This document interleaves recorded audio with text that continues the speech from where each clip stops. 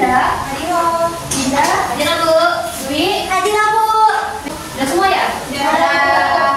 Dirti sama Desi udah masuk Bu. Dirti izin Desinya sakit Bu. Berarti kalian juga harus jaga kesehatan biar bisa sekolah. Iya Bu, musimnya lagi nggak bagus ya Bu. Betul. Sebelum kita mulai pelajaran pada hari ini, ada baiknya kita membaca doa terlebih dahulu. Kepada ketua kelas, silakan untuk memimpin membaca doa. Baiklah teman-teman, sebelum memulai pelajaran kita pada pagi hari ini, ada baiknya kita berdoa terlebih dahulu. Berdoa dimulai. Bismillahirrahmanirrahim. Nah, sebelum kita mulai pelajaran, Ibu mau kita menyanyikan lagu Satu Nusa dan Satu Bangsa dulu. Jadi semuanya berdiri dan yang mau Ibu memimpin silakan berdiri di sini untuk memimpin.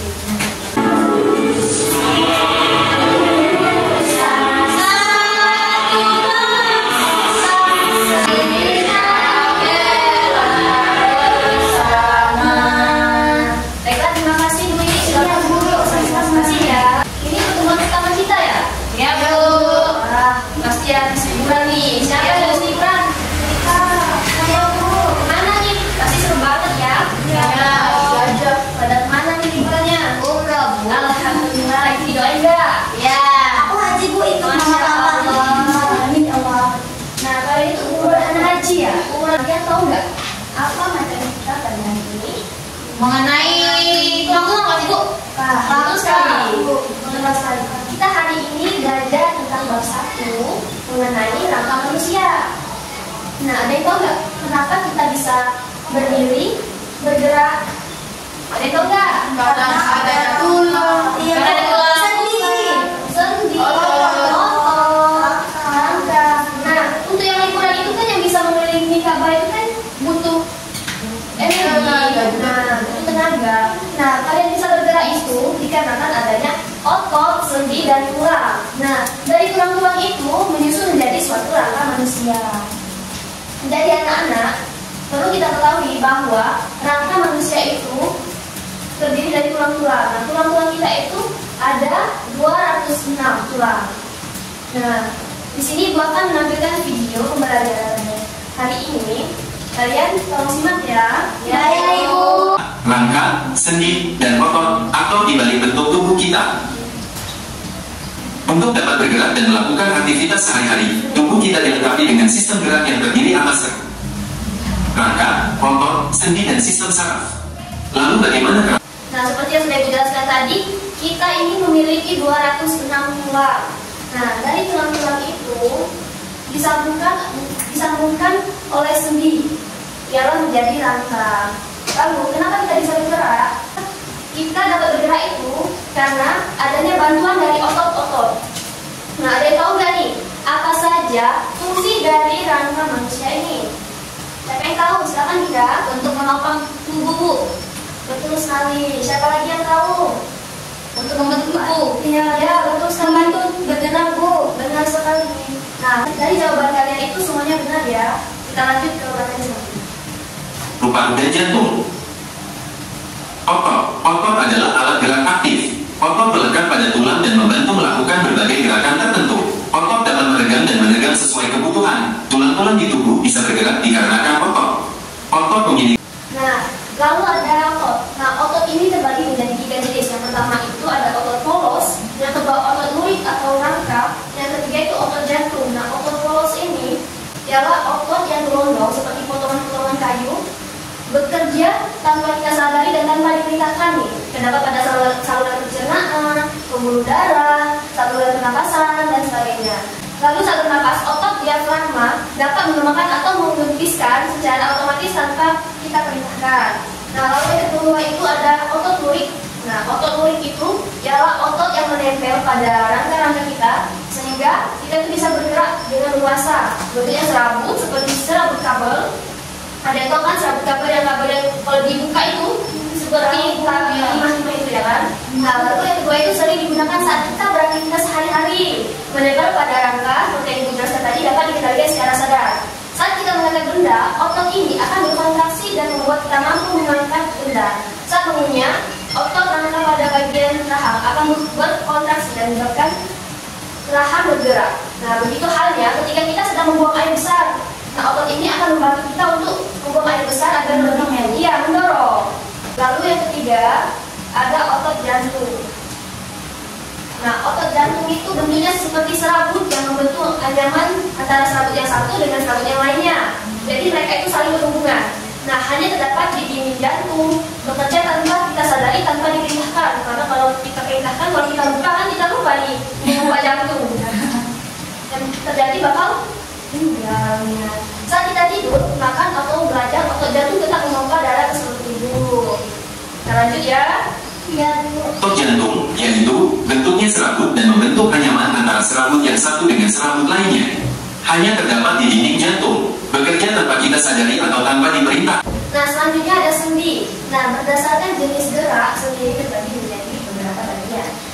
Pertama itu ada sinartrosis atau sendi mati, atau dikenal juga dengan sendi fibrosa.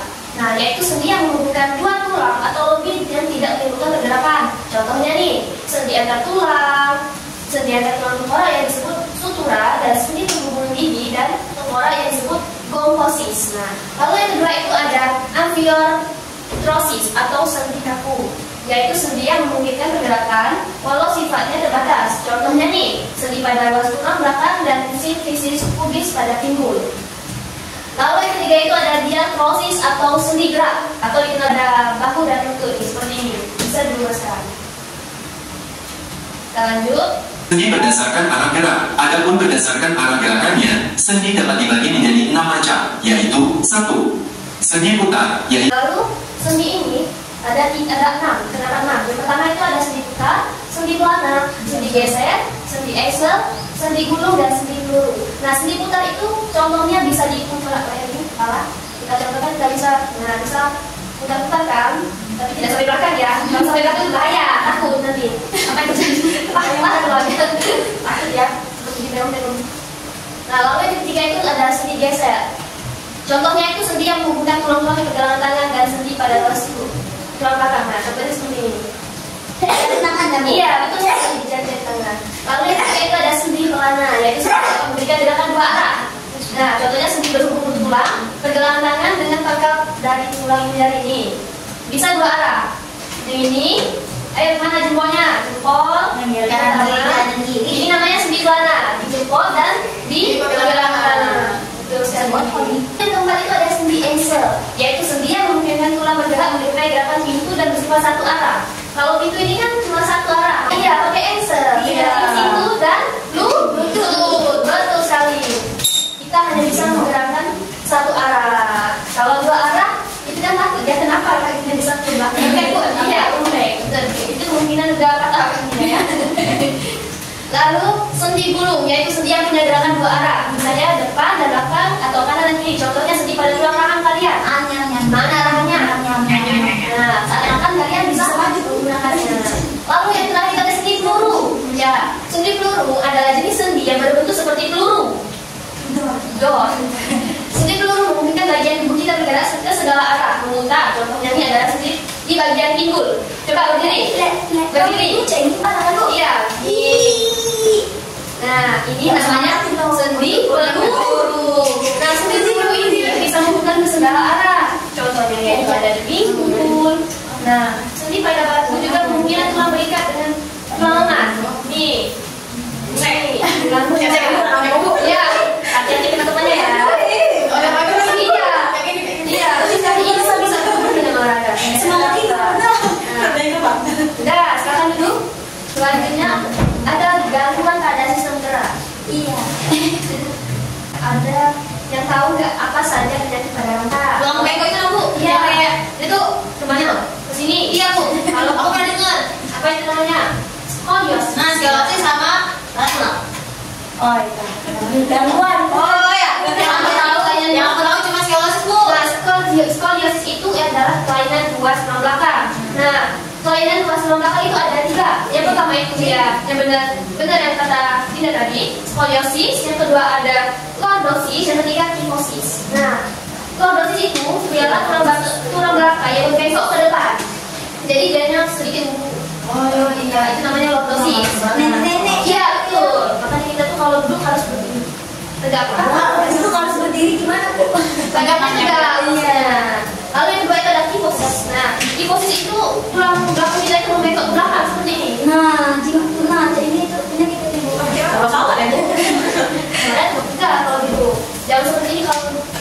diri itu bos itu lebih bahasa diri.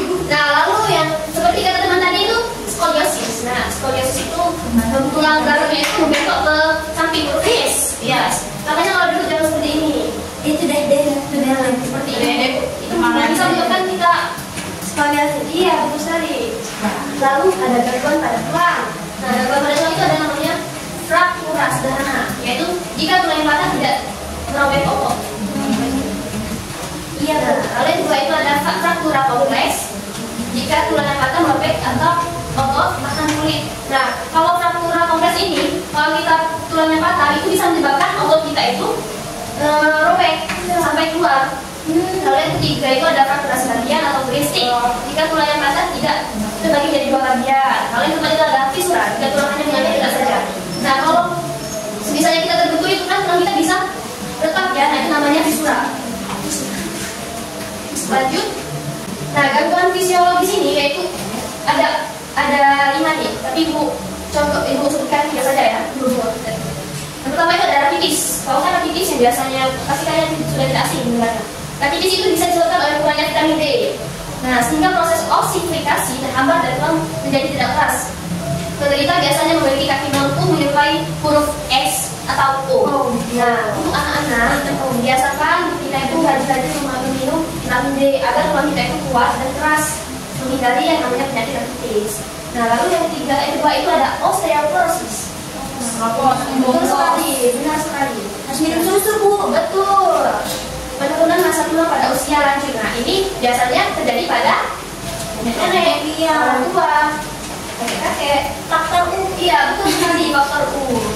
Nah, lalu yang ketiga itu ada TBC tulang. Nah, ini disebabkan oleh bakteri TBC yang menyerang tulang dan menyebabkan keluhan meningitis ini. Iya, kemarin di sistem pernapasan sudah dibahas, Bu. Wah, ini juga pernah kau kan? Iya, Alhamdulillah kalau sudah tahu.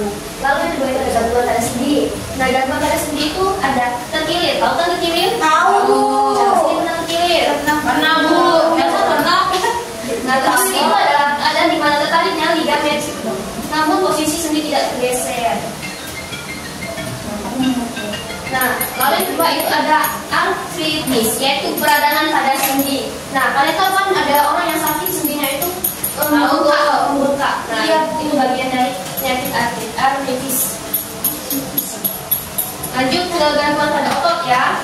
Nah, gangguan pada otot itu ada kaku. Kalian pernah nggak sih ngerasa kaku di badan kalian itu? Pernah, Bu. Nah, itu adalah penyakit stiff. Nah, itu terjadi karena peradangan otot trapezius leher karena akibat kesalahan gerak. Itu biasanya kita sering menyebutnya salah bantal. Pernah kan? Nah, selanjutnya ada tetanus terjadi akibat serangan bakteri. Bu. Tapi harus yang menyebabkan otot-otot terus berkontraksi sehingga kehilangan kemampuan kontraksinya. Nah, untuk mencegah penyakit-penyakit pada rangka tubuh kita ini, ada baiknya kita itu seperti yang bilang tadi, kita duduk dengan sikap yang baik, ya, kayak gini. Lalu kalau berdiri itu dengan baik dan lurus, jangan seperti ini. Kadang kalian itu kalau berjalan seperti ini, sini, itu nggak benar, itu bosan kalian capek Bu. Iya, Kalau ada pagar sih aku sebenarnya. tapi itu juga harus menjaga karena tidak dari penyakit. Iya, karena kan kalau masih di usia kami ini masih masa Iya, betul sekali. Ini merasa tua, apalagi yang tua ya kan? Iya, apalagi kayak ibu. Lalu yang ketiga itu mengangkat beban semaksimalnya. Jadi kalian itu kan masih muda nih, jangan mengangkat beban berlebihan karena itu bisa mengakibatkan penyakit pada rangka kita. Nah, lalu yang keempat itu biasakan aktivitas berjemur di kala pagi hari. Nah, kalian tahu kan kalau matahari itu mengandung vitamin D. Nah, betul sekali. Makanya rajin-rajin. Iya, rajin-rajin berjemur. Kalian tahu nggak jam berapa? Dari jam sampai jam 9. Iya, pokoknya jam 7 sampai jam 9.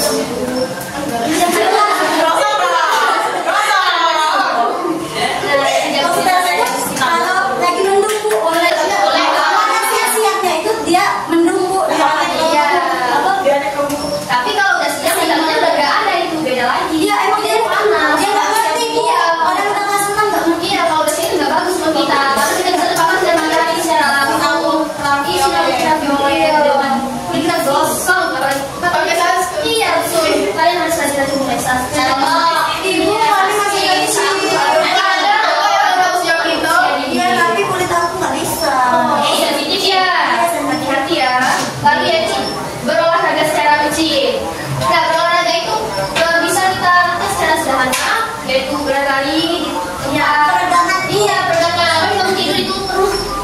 Iya, bisa betul. iya. Nah, lalu juga kita bisa membantu orang tua, menjaga tugas rumah. Lalu yang terakhir ini kita bisa menjaga kesehatan anak kita dengan makan makanan bergizi. Ya, 5 sehat, 4 sehat, 5 sempurna. Buah, sayur, ikan, ayam, susu, Yang paling protein ya, Bu.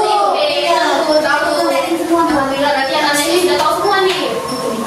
Nah, pasti tidak bosan nih kalian ya. Iya, Bu. Takut ya. Apalagi duduk seperti ya, Bu. Aja. Kita sedih dulu ya. Mau SPT nggak? Mau, Bu. Mau. Ayo.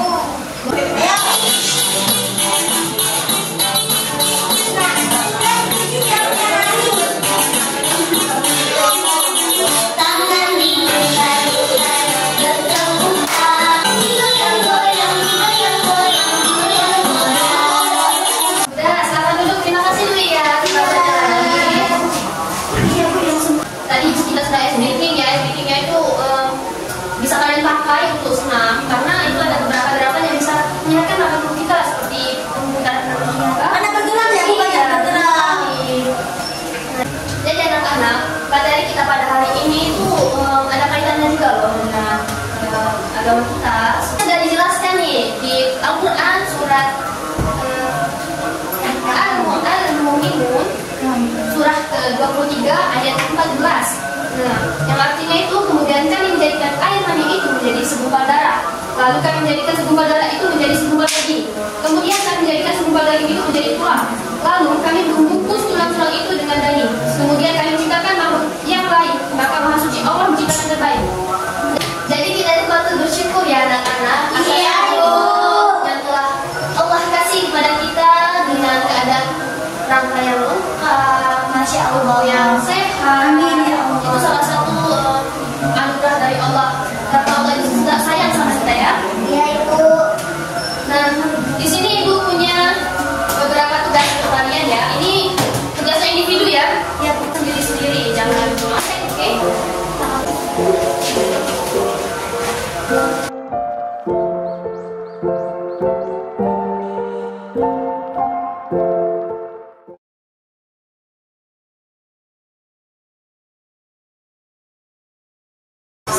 Udah selesai belum anak-anak? Udah, Bu. Udah mungkin ya. Oke deh. Kalau itu kapan? Makasih, Binda. Sebagai kayak selesai semuanya. Ibu minta salah satu dari kalian untuk mempresentasikan hasil kalian ya. Ya, Dwi akan mempresentasikan hasil dari kerja saya sendiri. Nah, terus ya, pertanyaannya itu apa yang dimaksud dengan rangka tubuh manusia? Nah, tadi sudah Ibu jelaskan kan, rangka tubuh manusia adalah struktur yang terdiri dari tulang-tulang yang saling berhubungan dan membentuk gerak. Kita disuruh memasarkan kata.